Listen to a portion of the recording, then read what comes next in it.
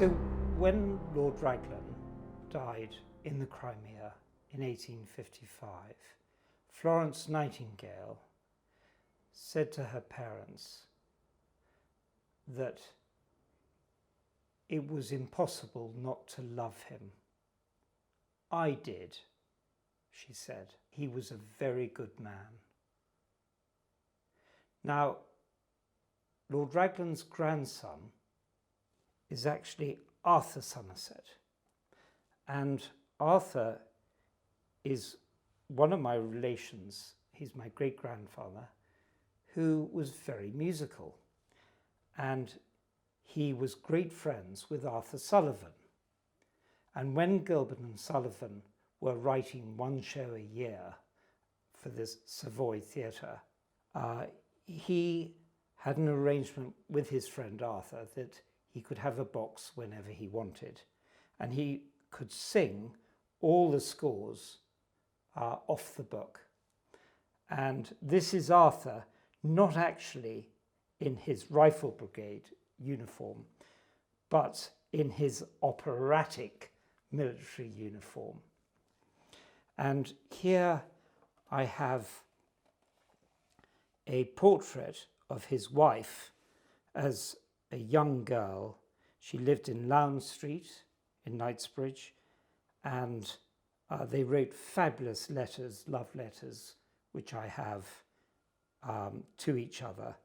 So it was a great romance. Now, of course, they had two children. One was Norman Somerset, who was born in 1894, and the other was my grandmother, Blanche, born in 1905. So Arthur and Louis Somerset, their boy, Norman, leaves Eton and immediately joins the Grenadiers. And one of the first things on joining the military is to be equipped with a sword, and he would have bought this in Piccadilly, and it's just had its first polish in many years, but it's a very nice thing to have. And he joined and obviously had to train, so this was in 1912, and he went to Worley to do his training. Whilst he was at Worley, he made great friends with the Prince of Wales, and the Prince of Wales took this photograph of Norman Somerset at Worley. So they were young lieutenants serving together.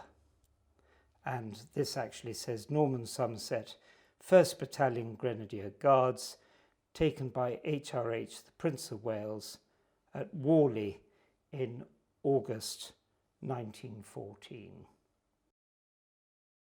We have a book full of letters from Queen Mary to my great-grandparents, and particularly relevant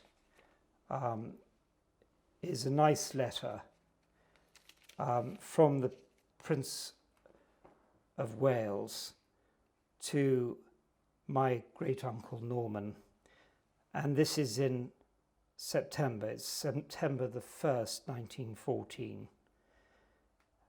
The Prince of Wales writes, from Wellington Barracks, my dear Norman, I hope you got my message about dinner tonight. It was a bore but could not be helped, for we had a party here I didn't know about. We had a long day at Richmond, marching there and back, with a field day at half-time. So we came back rather beat, and Flick, Toby and I had a capital bathe at the Bath Club. It was mighty warm marching. I don't know if I shall see you tomorrow as we are going to Purfleet with the King's Company reservists at 6:40 in the morning to shoot. However, we must fix up another night. So long, yours ever, Edward. And then the Prince of Wales takes some photographs. There's actually one of the Prince of Wales at Worley.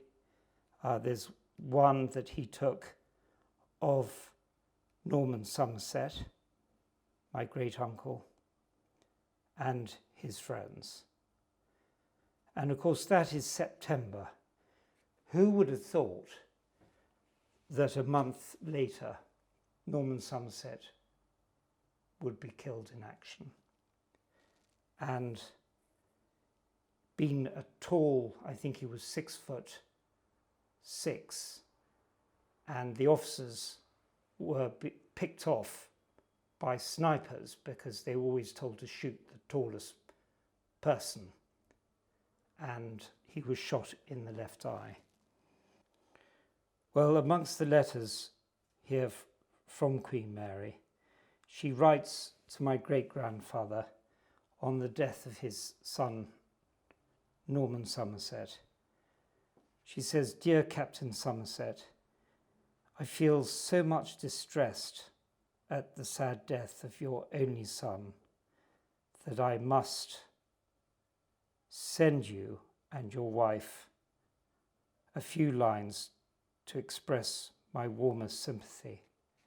And this is sent from York Cottage, Sandringham. And it's quite a long letter, but she finishes it.